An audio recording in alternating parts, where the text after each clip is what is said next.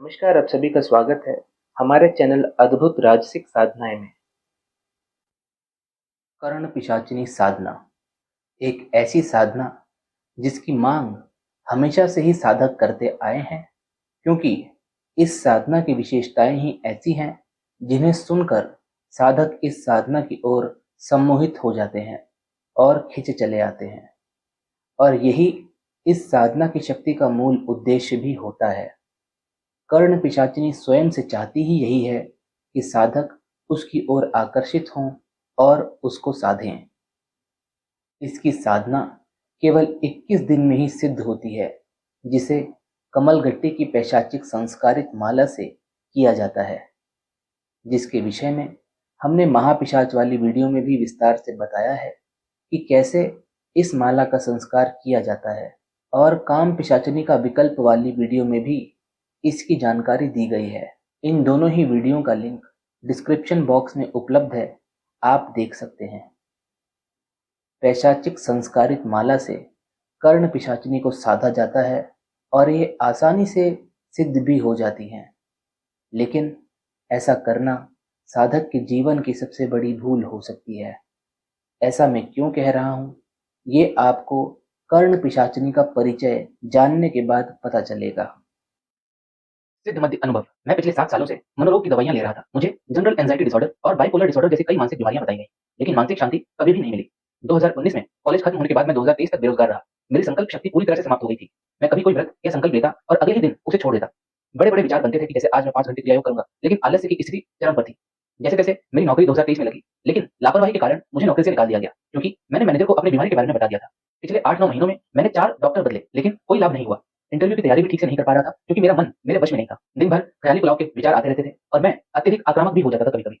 आखिरकार मैंने साधकों के अनुभव देखकर मनीष जी को अपनी स्थिति बताई। उन्होंने सिद्ध मद्य लेने की सलाह दी। सिद्ध मद्य का सेवन करने के 2-3 दिन में ही पढ़ाई करने का जुनून जाग उठा। 21 दिनों में मैंने इतनी पढ़ाई कर ली जितनी पिछले 7 महीनों में भी नहीं की थी। घर वालों के अनुसार मुझे सिद्ध मद्य से 50% तक लाभ मिला है। अब केवल कभी-कभार रात को सिर में हल्की सी चक्कर आती है, बिना किसी दर्द के। मैं मनीष जी का आभारी हूँ और संपूर्ण संस्था को अत्यंत धन्यवाद करता हूँ। दोस्तों, सिद्ध मध्य क्या है, आइए जानते हैं। सिद्ध मध्य के प्रभाव को हम क्रियायोग एवं तंत्र दोनों ही अनुसार से समझेंगे, जिससे साधकों को ज्यादा बेहतर समझ आएगा। मानव शरीर में नाना प्रकार की वायु, कोष एवं नाड़ी चक्र होते हैं, जो जन्म से स्वतः एक निश्चित स्थिति में होते हैं, जिससे मनुष्य एक सामान्य जीवन जीता है। लेकिन इनमें थोड़ा सा भी फेरबदल साधक के जीवन में कौतूहल ला सकता है, जिसमें व्यक्ति शारीरिक, मानसिक, आत्मिक समस्या से जूझता है। अतः ये समझ आवश्यक है कि सिर्फ भौतिक ही नहीं, आंतरिक ऊर्जा शरीर भी संतुलित रहे। जो भी शोध आज के समय में होते हैं, वह उनपे ही है जो भौतिक रूप से उपस्थित हैं। इसी कारण से शरीर आंतरिक ऊर्जा का स्रोत सूक्ष्म एवं कारण शरीर पर सिर्फ आध्यात्मिक दृष्टि से ही शोध किया गया है, जिसके संपूर्ण फल प्राप्त हुए हैं मुक्ति एवं मोक्ष के संदर्भ में। अतः साधक योग के माध्यम से स्वयं के पूर्ण आंतरिक भौतिक शरीर को स्वस्थ रख सकते हैं। लेकिन ऐसा करने में असमर्थ होने के कारण साधक नाना प्रकार की समस्या से ग्रसित होते हैं, जिन्हें खान पान अथवा दवा से ठीक होने में अत्यधिक समय लग सकता है। भौतिक शरीर में समस्या जब भी होगी, उसी के साथ आंतरिक ऊर्जा शरीर में भी बदलाव होंगे, अथवा जब आंतरिक ऊर्जा शरीर में बदलाव होंगे, वह भौतिक शरीर में दिखेगा। इसलिए जब भी व्यक्ति किसी प्रकार की अप्राकृतिक समस्या होती है, उसमें नाना प्रकार की ऊर्जा की आवश्यकता होती है उसे ठीक करने हेतु, जिसमें रस, गंध, स्पर्श आदि सभी सम्मिलित हैं। शरीर में मुख्य 5 वायु जो शरीर को पूर्ण रूप से स्वस्थ रखने हेतु जिम्मेदार है। साथ में कफ, वात, पित्त जो कि मूल 5 तत्वों का ही स्वरूप है, जैसे जल एवं भूमि मिलके कफ, जल और अग्नि मिलके पित्त और आकाश और वायु मिलके वात निर्मित होते हैं। समस्या तब होती है जब इनमें से कुछ भी असंतुलित हो जाए। उसमें व्यक्ति को ये समझ नहीं आता कि वो क्या कर रहा है। शरीर में 5 मुख्य वायु में उदान वायु शरीर के कंठ से ऊपरी भाग में होती है, जो कि मस्तिष्क का नियंत्रण रखती है। इसी के कारण शरीर का भार रहता है। जब व्यक्ति का देहांत होता है, उस समय इसी के अभाव में शरीर भारी हो जाता है। इसमें बदलाव होने पर व्यक्ति नाना प्रकार के मानसिक कष्ट का सामना करता है, जिसमें वो एक काल्पनिक जीवन जीने लगता है, अनर्गल बातें करने लगता है, भय में जीवन जीने लगता है। जब वो वायु असंतुलित होती है, उसी के साथ व्यान वायु भी होती है, जिसमें त्वचा खराब होने लगना या साधक स्पर्श की शक्ति खोने लग जाता है। धीरे-धीरे मांसपेशियां आदि कमजोर होने लग जाती है। ऐसी स्थिति में साधक को आंतरिक ऊर्जा के विकास की आवश्यकता होती है, जिसे वो योग के माध्यम से अथवा रस, स्पर्श, गंध के माध्यम से प्राप्त करता है, जिससे वो इस असंतुलन से शीघ्र बाहर निकल सके। ये रस ही सिद्ध मध्य है। तंत्र अनुसार साधक अपने जीवन में नाना प्रकार के स्थान एवं व्यक्ति के प्रभाव में आते हैं, जिसमें साधक संपूर्ण समर्पण करते हैं। जिस समय वह मूत्र त्याग करते हैं अथवा संभोग करते हैं, उनका शरीर स्वयं सुरक्षा में कम रहता है, जिस कारण से किसी भी अतृप्तता के प्रभाव में आसानी से आ जाते हैं। ये सिर्फ इन्हीं 2 समय पर नहीं, अन्य हर समय साधक का शरीर नाना प्रकार की प्रकृति प्रभावित क्रियाओं का सामना करता रहता है, जिसमें यदि वो आंतरिक रूप से शक्तिशाली है तो उन्हें पार कर लेता है, अन्यथा प्रभाव में आ जाता है, जिसे सामान्य शब्दों में नकारात्मकता कहते हैं।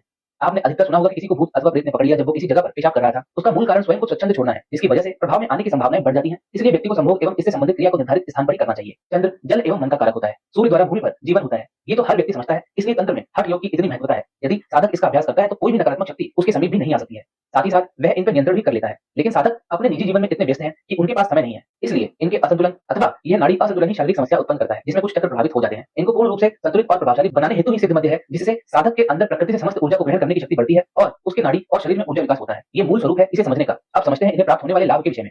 ये सिर्फ सेवन करने वाले के शरीर पर कार्य करता है। नकारात्मकता से मुक्ति, नाना प्रकार की अप्राकृतिक बाधा से मुक्ति, भय से मुक्ति, मानसिक असंतुलनता से मुक्ति, शारीरिक संचय से मुक्ति, डरावने स्वप्न आदि से मुक्ति, नजर दोष आदि से बचाव। इसे गिना नहीं जा सकता। जितनी भी समस्या जो शरीर से संबंधित है, उनमें मुक्ति मिल जाती है। एक साधक को इसके माध्यम से माइग्रेन में भी आराम मिला। एक साधक को लंबे समय से शारीरिक समस्या थी, उन्हें लगभग एक सप्ताह के सेवन से 35% राहत है। अभी तक जिन्होंने भी इसका सेवन किया है, उन्हें लाभ प्राप्त हुए हैं। अतः यदि आप भी किसी भी प्रकार से ऊपरी बाधा अथवा किसी अन्य अप्राकृतिक चीज से ग्रसित हैं, तो आप इसका सेवन अवश्य करें। इसके विषय में अधिक जानकारी टेलीग्राम चैनल पर सार्वजनिक रूप से उपलब्ध है।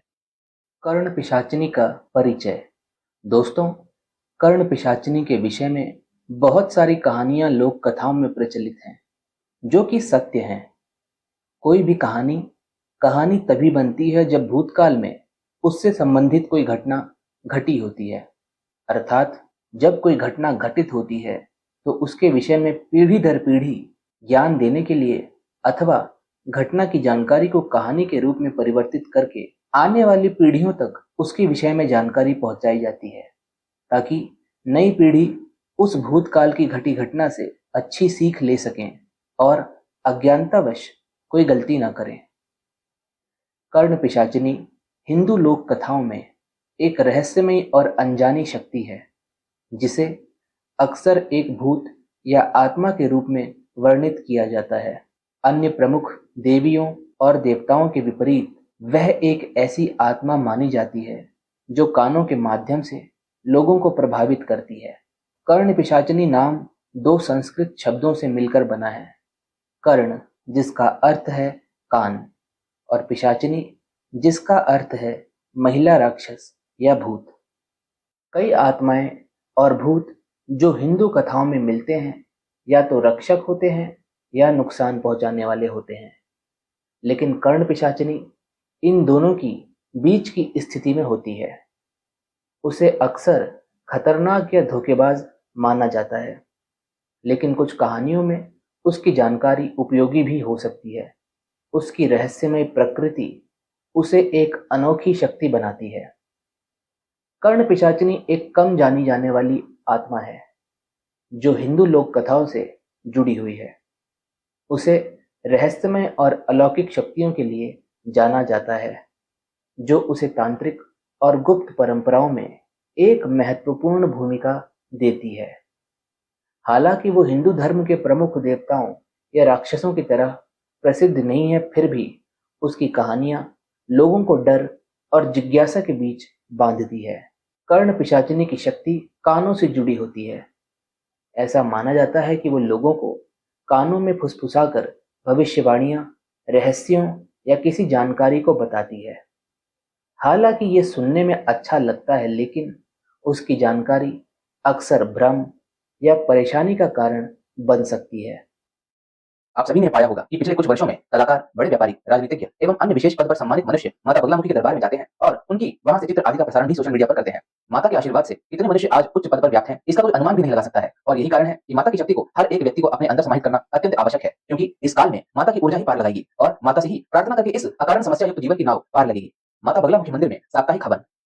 शत्रु, यदि हम विस्तार से समझना चाहें तो वो हर एक कार्य जिसके कारण हमें हमारे जीवन में समस्या हो रही है, वो हमारा शत्रु है। जैसे यदि हमारे कार्य ग्रहों के कारण रुक रहे हैं, तो वो भी मनुष्य के शत्रु के रूप में कार्य कर रहे हैं। एक सामान्य मनुष्य के जीवन में सब कुछ ग्रहों के ही अधीन रहता है। आर्थिक, मानसिक, आत्मिक, प्रशासनिक, आध्यात्मिक, सामाजिक, शारीरिक, मान सम्मान, धन धान्य आदि सब ग्रहों पर निर्भर करता है। लेकिन एक साधक में इसमें परिवर्तन आ सकता है कि वो कैसी साधना करता है उसके अनुसार।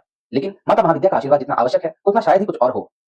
माता की कृपा से मनुष्य अपने संपूर्ण शत्रु का नाश करता है और उसकी समस्याएं एकाएक समाप्त हो जाती हैं। ये विशेष रूप से उन साधकों हेतु सुविधा है जो साधक स्वयं से जब तक आदि करने में असमर्थ हैं और वह चाहते हैं कि उनके लिए इस विशेष हवन का आयोजन उनके जीवन लाभ हेतु किसी विशेष महाविद्या स्थान पर होए। माता बगलामुखी मंदिर नलखेड़ा मध्य प्रदेश में माता का शक्तिपीठ है और यहाँ विशेष रूप से नाना प्रकार की औषधियों से हवन संपन्न किया जाता है। ये पूर्ण प्रक्रिया माता के मंदिर के प्रांगण में ही होती है, जिसका स्वरूप अत्यंत सिद्धिदायक होता है और इस अद्भुत हवन से मनुष्य सीधे माता से जुड़ पाता है और अपने जीवन में उन सभी सकारात्मक ऊर्जाओं को प्राप्त करता है, जिससे उसके जीवन में नित्य पल उन्नति होती रहे और वह समस्त शिखर की प्राप्ति करे। माता का आशीर्वाद साधक अनेक रूप में प्राप्त कर सकते हैं, जैसे जप के माध्यम से, क्रिया के माध्यम से, स्वयं के हवन के माध्यम से, प्रसाद के माध्यम से, दर्शन के माध्यम से एवं किसी अन्य व्यक्ति द्वारा माता के स्थान पर विशेष हवन के माध्यम से, जो कि आप सभी के लिए संस्था द्वारा संपन्न करवाया जा रहा है। वह साधक जो अपने जीवन में पूर्ण उन्नति की कामना करते हैं, वह माता के शक्तिपीठ में प्रत्येक सप्ताह होने वाले इस विशेष हवन में नामांकन करवा सकते हैं। लेकिन हवन के लिए कुछ नियम हैं जिनका पालन करना आवश्यक है। प्रत्येक साधक हेतु न्यूनतम 12 हवन आवश्यक है। जब साधक स्वयं से हवन करते हैं, ऐसी स्थिति में साधक को न्यूनतम 4 हवन करने आवश्यक होते हैं, लेकिन जब कोई अन्य करता है तो कम से कम 64 हवन आवश्यक है। लेकिन क्योंकि ये हवन माता महाविद्या शक्तिपीठ के प्रांगण में हो रहा है, इसलिए न्यूनतम 12 हवन आवश्यक है। साधक को 12 हवन हेतु धनराशि एक साथ जमा करना आवश्यक है। हवन दो प्रकार के किए जाएंगे, एक साधक विशेष, दूसरा सामूहिक रूप से। साधक विशेष हवन में साधक के लिए कुछ संख्या में जप किया जाएगा, उसके बाद हवन किया जाएगा। सामूहिक में सिर्फ हवन किया जाएगा जिसमें अनेक साधक हेतु एक साथ हवन होगा। ये साधक के ऊपर निर्भर करता है कि वह किसमें नामांकन करवाना चाहते हैं। यदि कोई साधक विशेष हवन करवाना चाहते हैं व्यक्तिगत रूप से निश्चित पुरुष चरण के साथ जैसे कुछ निर्धारित जप संख्या में, ये भी सुविधा उपलब्ध हो जाएगी। धनराशि, ये हवन दिन अनुसार नहीं होगा, ये मुहूर्त अनुसार होगा, इसलिए कोई दिन निर्धारित नहीं हो सकता है इसमें कि प्रत्येक रविवार या सोमवार यह हवन होगा, लेकिन सप्ताह में एक दिन यह हवन होगा, ये तय है। सामूहिक हवन एवं साधक विशेष हवन की निर्धारित धनराशि क्या रखी गई है, इसकी जानकारी आप हमारे टेलीग्राम चैनल पर पोस्ट की गई सूचना के माध्यम से प्राप्त कर सकते हैं। आप सभी का तंत्र जगत में स्वागत है। नमस्कार। कर्ण पिशाचिनी की कुछ खास विशेषताएं। फुसफुसाकर जानकारी देने की क्षमता। कर्ण पिशाचिनी सीधे नुकसान नहीं पहुंचाती, बल्कि वो फुसफुसाकर लोगों के कान में जानकारी देती है। ये जानकारी कभी सही हो सकती है तो कभी भ्रामक। उसकी यही शक्ति उसे रहस्यमय बनाती है, क्योंकि लोग उसके द्वारा दिए गए ज्ञान पर भरोसा नहीं कर पाते। ज्ञान की भूख बढ़ाने वाली। कर्ण पिशाचिनी की कहानियों में अक्सर उसे ऐसे लोगों से जुड़ा बताया जाता है जो बहुत अधिक जानकारी या शक्ति पाने की चाह रखते हैं, लेकिन ये जानकारी पाने की लालसा अंत में उन्हें भ्रमित या पागल बना देती है। वह आकर्षक तो है, लेकिन उसकी दी गई जानकारी कभी कभी बड़ी मुसीबतें ला सकती है। अच्छे और बुरे के बीच एक रहस्यमय शक्ति। कर्ण पिशाचिनी को सीधे अच्छे या बुरे के रूप में वर्गीकृत नहीं किया जा सकता। वो हमेशा नुकसान नहीं पहुंचाती, लेकिन उसकी मौजूदगी से खतरे का एहसास होता है। वो याद दिलाती है कि हर जानकारी हमेशा फायदेमंद नहीं होती। रात और अंधेरे से जुड़ी। कर्ण पिशाचिनी को अक्सर रात या अंधेरे से जोड़ा जाता है, जो हिंदू संस्कृति में रहस्य और खतरे का प्रतीक है। अंधेरे की ही तरह वो भी जो बताती है उसमें भी कुछ छिपा होता है। उसकी शक्ति रात के समय सबसे अधिक होती है, जब माना जाता है कि भौतिक और आध्यात्मिक दुनिया के बीच का पर्दा सबसे पतला होता है। अवचेतन मन से संबंधित। कुछ कहानियों में कर्ण पिशाचिनी को अवचेतन मन का प्रतीक माना जाता है। जैसे अवचेतन विचार हमारी सोच को प्रभावित करते हैं, वैसे ही उसकी फुसफुसाहटें हमारे भीतर छिपे डर, शंका और इच्छाओं को जगाती है। उसे सुनने वाले अक्सर ऐसे लोग होते हैं जिनके मन में अनसुलझे संघर्ष या छिपी इच्छाएं होती हैं। तांत्रिक परंपराओं में उसकी भूमिका। कुछ तांत्रिक साधनाओं में कर्ण पिशाचिनी का महत्व होता है। उसे गुप्त ज्ञान के लिए बुलाया जाता है, लेकिन उसे बुलाना खतरे से खाली नहीं होता। तांत्रिक साधक उसे मंत्रों और अनुष्ठानों के माध्यम से बुलाते हैं, लेकिन उसकी अस्थिर और धोखेबाज प्रकृति के कारण ये साधना बहुत जोखिम भरी होती है।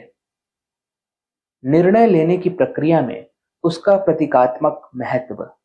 कर्ण पिशाचिनी की फुसफुसाहटें हमेशा हमारे भीतर की आवाजों की तरह होती हैं, जो कभी कभी हमें सही मार्ग दिखाती हैं तो कभी हमें गुमराह करती हैं। उसकी कहानियां इस बात की चेतावनी देती हैं कि बिना समझे किसी भी आवाज या विचार पर भरोसा करना हमें मुश्किल में डाल सकता है। गुप्त ज्ञान की संरक्षक। कुछ लोक कथाओं में कर्ण पिशाचिनी को छिपे हुए ज्ञान या निषिद्ध ज्ञान की संरक्षक के रूप में देखा जाता है। वो ऐसे रहस्यों को जानती है जिन्हें इंसान के लिए जानना उचित नहीं माना जाता। जो लोग उसे ढूंढते हैं उन्हें अपनी मानसिक स्थिति खोने का खतरा रहता है, क्योंकि वो ऐसे सत्य बताती है जिन्हें इंसानी मन संभाल नहीं पाता। अधूरी सच्चाइयों का खतरा। कर्ण पिशाचिनी अक्सर अधूरी सच्चाइयां बताती है। वो कभी पूरी तरह से स्पष्ट जानकारी नहीं देती, और जो लोग उसकी बात सुनते हैं वे अधूरी जानकारी के कारण गलत फैसले कर बैठते हैं। उसकी कहानियां हमें ये सिखाती हैं कि बिना पूरी जानकारी के कोई कदम उठाना खतरनाक हो सकता है। कला और चित्रण में उसकी छवि। हालांकि कर्ण पिशाचिनी का चित्रण बहुत प्रचलित नहीं है। कुछ लोक कथाओं में उसकी छवि एक डरावनी महिला के रूप में दी जाती है, जिसके बाल बिखरे होते हैं और आंखें गहरी होती हैं। उसकी उपस्थिति मानव और आत्मा के बीच के अंतर को धुंधला कर देती है, जो यह दर्शाती है कि वो जीवित और मृत दोनों दुनियाओं से जुड़ी हुई है। अन्य महिला आत्माओं से तुलना। कर्ण पिशाचिनी को अक्सर यक्षिणी और डाकिनी जैसी महिला आत्माओं से अलग देखा जाता है। यक्षिणियां आमतौर पर अच्छी होती हैं, जबकि डाकिनियां सुरक्षा और विनाश दोनों से जुड़ी होती हैं। कर्ण पिशाचिनी केवल फुसफुसाहट के माध्यम से जानकारी देती है, जो उसे एक अनोखा स्थान देती है। आधुनिक समय में उसकी प्रासंगिकता। आज के समय में कर्ण पिशाचिनी की कहानी हमें झूठी खबरों, अफवाहों और गलत जानकारी के खतरों के बारे में सोचने पर मजबूर करती है। उसकी फुसफुसाहटों को इंटरनेट पर फैली अफवाहों या षड्यंत्रों से जोड़ा जा सकता है, जो लोगों को भ्रमित और गुमराह कर सकती हैं। जीवन की सुरक्षा सभी का अधिकार एवं धर्म है। इसलिए हर व्यक्ति अपनी और अपने परिवार की शारीरिक सुरक्षा हेतु न्यूनतम वस्त्र, भोजन, आश्रय इसकी व्यवस्था सर्वप्रथम करते हैं। उसके बाद की सुरक्षा में स्वास्थ्य सर्वोपरि है, क्योंकि जब शरीर होगा तभी अन्य सुरक्षा की आवश्यकता होगी। मनुष्य बड़ी से बड़ी समस्या आसानी से काट सकता है अगर उसका शरीर स्वस्थ है और मस्तिष्क सही दिशा में कार्य कर रहा है। यही मनुष्य की स्वाभाविक स्थिति है। क्या वर्तमान समय में ऐसा हो रहा है? ईर्ष्या और अहंकार से डूबता हुआ मनुष्य सर्वप्रथम अपनी बुद्धि और विवेक खोता है, उसके बाद अपने इस शरीर को और साथ ही अपनी अर्जित संपत्ति को। लेकिन इस सत्य को स्वीकार करने में अभी भी मनुष्य को काफी समय लग सकता है। तंत्र विद्या इस तन के हेतु आवश्यक है, जिससे मनुष्य अपने जीवन को सुखमय बना सके। लेकिन आज के समय में तंत्र का प्रयोग खुद के लाभ से अधिक दूसरों को हानि पहुंचाने में किया जा रहा है, जो कि अत्यंत पीड़ादायक और कष्टकारी है। जब मनुष्य इससे ग्रसित होता है, उसके बाद वो अपने मस्तिष्क का सही उपयोग न कर पाने के कारण हमेशा हानि को ही प्राप्त करता है। वही हानि आर्थिक, मानसिक, शारीरिक, आत्मिक, आध्यात्मिक, व्यापारिक किसी भी क्षेत्र में हो सकती है। भौतिक शरीर की सुरक्षा करने में मनुष्य स्वयं से समर्थ है, लेकिन जो आंतरिक ऊर्जा है उसकी सुरक्षा हेतु मनुष्य समय निकाल नहीं पाते, अथवा यदि निकाल भी पाते हैं तो सही विधि के अभाव में उनको उसका लाभ नहीं प्राप्त हो पाता। आंतरिक ऊर्जा की सुरक्षा हेतु जप, तप, हवन, ध्यान क्रियाएं आदि प्रतिदिन आवश्यक है, लेकिन समय के अभाव में मनुष्य जो सर्वाधिक आवश्यक है सर्वप्रथम उनसे ही दूरी करता है, क्योंकि इनका असर तुरंत नहीं दिखता और इस समय काल में मनुष्य को सब कुछ तुरंत चाहिए। आंतरिक ऊर्जा पर प्रभाव अतिरिक्त शक्तियों के माध्यम से होता है, जो कि किसी भी प्रकार से प्रभाव कर सकती है। स्पर्श, किसी चीज को आपके शरीर से स्पर्श करवा दिया जाएगा। रस, कुछ आपके भोजन पदार्थ में मिला के आपको खिला दिया गया हो। गंध, किसी भी प्रकार का परफ्यूम अथवा धुआं करके गंध बनाई गई हो। रूप, कोई चीज आपको ऐसी दिखा दी जाए जो अप्राकृतिक हो। ध्वनि, कुछ शब्द ऐसे आपको सुना दिए जाए। आकाश अथवा वायु, यह तंत्र का अति प्रचंड विज्ञान है, जिसमें कोई व्यक्ति एक जगह बैठे बैठे आपके शरीर पर नियंत्रण कर लेता है। ये वो मुख्य माध्यम है जिनसे साधक अर्श से फर्श पर आ सकते हैं। इनके अलावा भी अनेक माध्यम है जिनसे आंतरिक शरीर कमजोर होने लगता है। उदाहरण हेतु ग्रहों का प्रतिकूल प्रभाव, कुल देवी देवता का रुष्ट हो जाना, ग्राम देवी देवता का अप्रसन्न रहना, अपने इष्ट की सेवा न करना इत्यादि। इन सभी से होने वाले प्रभाव में साधक कैसी परेशानियां झेलते हैं, ये मैं आपको कम से कम शब्दों में समझाने का प्रयत्न कर रहा हूँ। आर्थिक समस्याएं, नौकरी व्यापार में हानि आदि होती रहती है। शारीरिक समस्याएं, बीमारियां उत्पन्न होना, आंतरिक शरीर कमजोर होना। मानसिक समस्याएं, विचारों में डूबे रहना, भ्रम अथवा भय की स्थिति बने रहना। आध्यात्मिक समस्याएं, पूजा पाठ में मन न लगना, ईश्वर से विरोध करना। ऐसी अनेक समस्याएं जो आंतरिक शरीर से संबंधित है, लेकिन उनका प्रभाव भौतिक शरीर पर आता है। अतः यदि आंतरिक शरीर को हम भौतिक रूप से सुरक्षा प्रदान कर दें, तो इस समस्या से भी मुक्ति मिल सकती है। इसके लिए तंत्र एवं इस संपूर्ण सृष्टि के महागुरु भगवान शिव द्वारा दिए गए रुद्राक्ष का विशेष रक्षा आवरण का निर्माण सावन माह में गुप्त रूप से किया गया है, जिससे इन सभी समस्याओं से पूर्ण सुरक्षा की संभावना है। जिसका निर्माण विशेष रुद्राक्ष के समूह से बनाया गया है, जिससे ये स्त्री पुरुष सभी को लाभ प्रदान करे। इसे छोटे बच्चे से बड़े बूढ़े सभी धारण कर सकते हैं। इस रक्षा आवरण को वे साधक भी धारण कर सकते हैं जो अपने जीवन में बताई गई समस्याओं से सुरक्षा चाहते हैं, अर्थात कि भविष्य में उन्हें ऐसी कोई भी समस्या का सामना न करना पड़े। अधिक जानकारी टेलीग्राम चैनल पर उपलब्ध। कर्ण पिशाचिनी महाभारत या रामायण जैसे मुख्य हिंदू ग्रंथों में प्रमुख रूप से नहीं मिलती। उसकी कहानियां मुख्य रूप से क्षेत्रीय लोक कथाओं और तांत्रिक परंपराओं से जुड़ी होती हैं। इन कहानियों में अक्सर आत्माओं और भूतों का जिक्र होता है, जो मुख्य धारा की धार्मिक कथाओं से अलग होते हैं। प्रमुख कथाओं में कर्ण पिशाचिनी को फुसफुसाहट करने वाली आत्मा माना जाता है। कुछ क्षेत्रों में ऐसी कहानियां हैं जहां लोग किसी गुप्त जानकारी के लिए कर्ण पिशाचिनी को बुलाते हैं। हालांकि इसके परिणाम अक्सर बुरे ही होते हैं, क्योंकि उसकी दी हुई जानकारी दुख या भ्रम का कारण बनती है। दूसरी कहानियों में उसे दूसरों की बातों को सुनने और उसकी जानकारी का उपयोग कर झगड़े कराने वाली आत्मा के रूप में देखा जाता है। इन दोनों प्रकार की कहानियों में कर्ण पिशाचिनी एक खतरनाक या धोखेबाज शक्ति के रूप में उभरती है, जो गुप्त सूचनाओं के खतरों को दर्शाती है। लोक कथाओं में कर्ण पिशाचिनी का स्थान कभी कभी एक खतरनाक आत्मा के रूप में दिया जाता है। कई क्षेत्रों में कर्ण पिशाचिनी को डरावनी आत्मा के रूप में माना जाता है।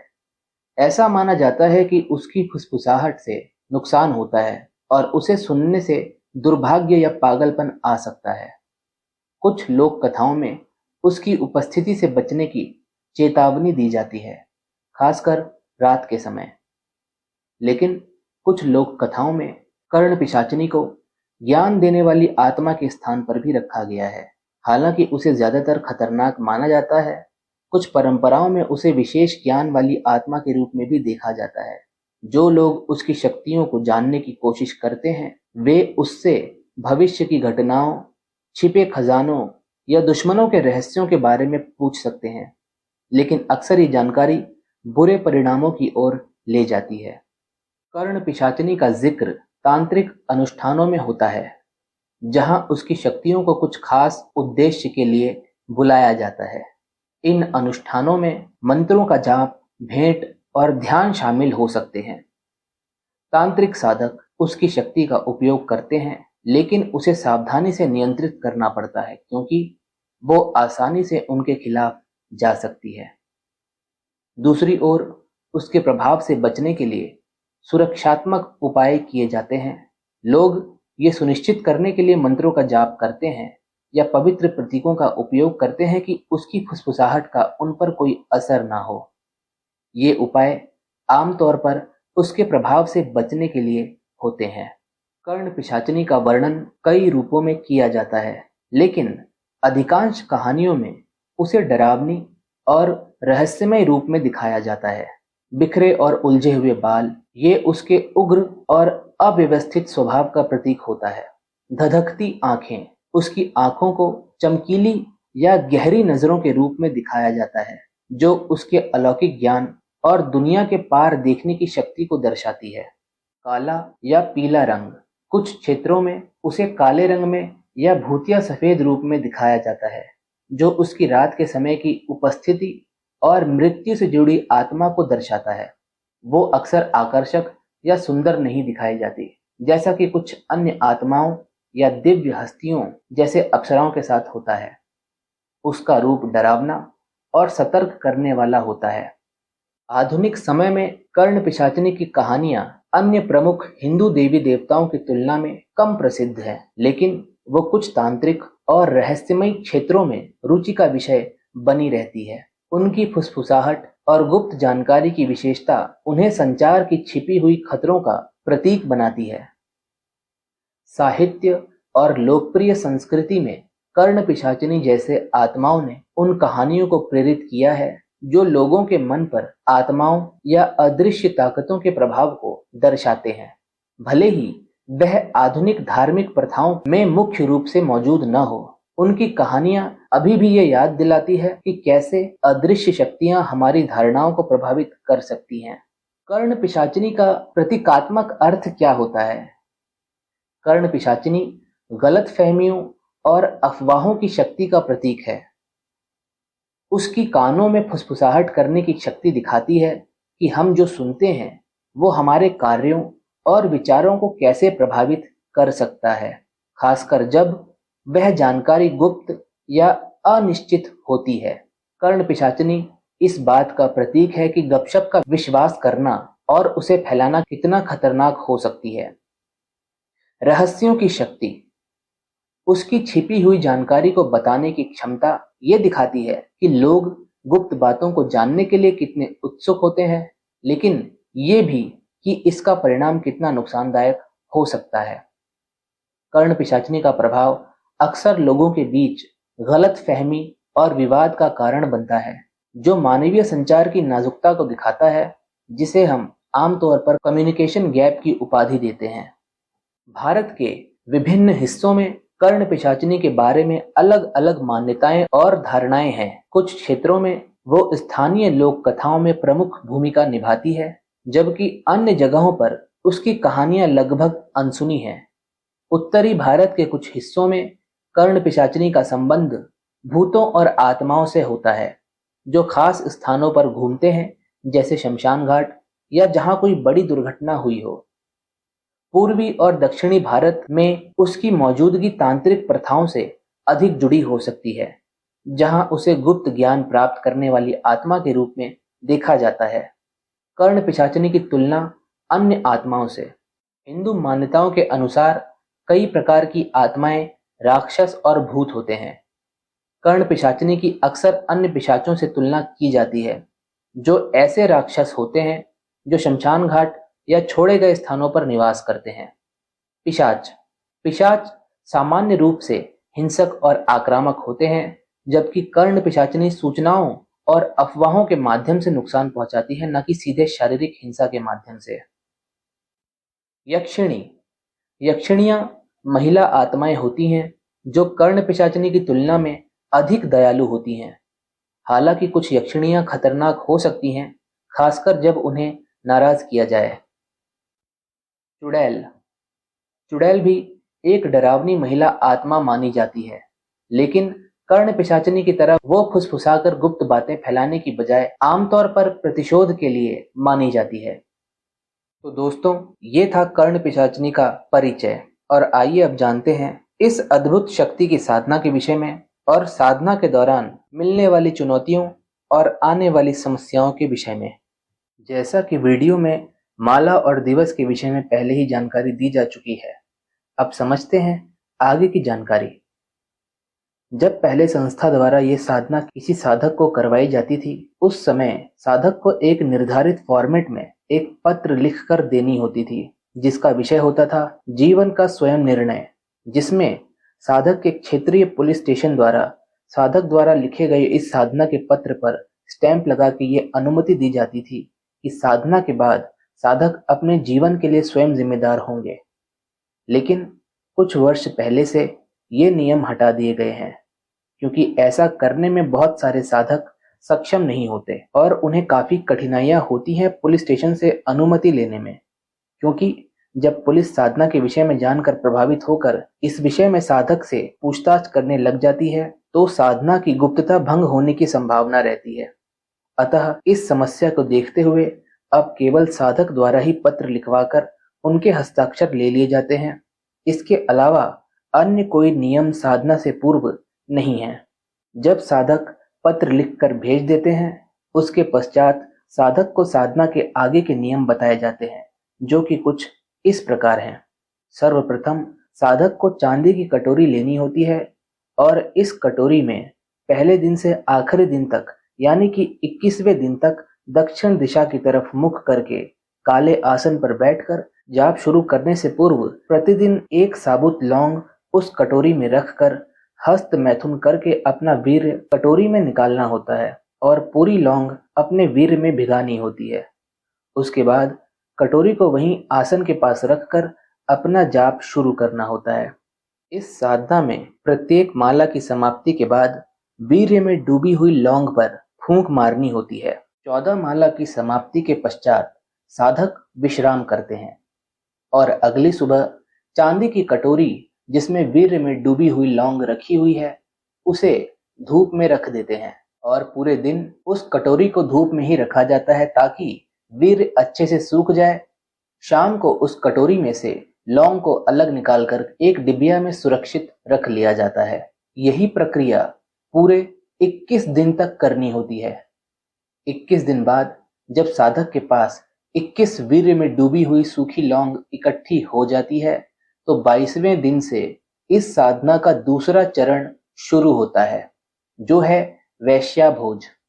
अर्थात आपको 22वें दिन से उन 21 अभिमंत्रित लौंगों को 21 अलग अलग वैश्याओं को खिलाना होता है। एक ही वैश्या को नहीं खिलाई जाती है, सभी 21 लौंगे आपको अलग अलग 21 वैश्याओं को ही खिलानी है।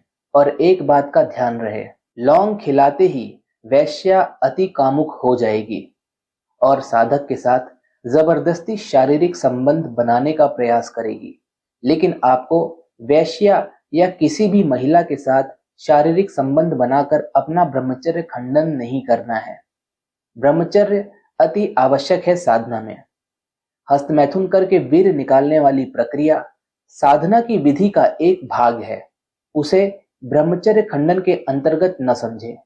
उसमें आप किसी से शारीरिक संबंध बना करके वीर्यपात नहीं कर रहे हैं, इस बात को समझिए। अतः जैसे ही आप वैश्या को लौंग खिला दें, वहां से तुरंत निकल जाएं, नहीं तो वो आप पर हावी हो जाएगी। अब आप 21 लौंगे 21 अलग अलग वैश्याओं को एक ही दिन में खिलाएं या 5 से 6 दिन में, ये आपके ऊपर है। लेकिन जिस दिन आपने वो सभी लौंग वैश्याओं को खिला दी, उस दिन के अगले दिन से साधना का तीसरा चरण शुरू हो जाएगा, जो कि है सूर्य की रोशनी का त्याग केवल 7 दिन के लिए। ये साधना का आखिरी चरण है।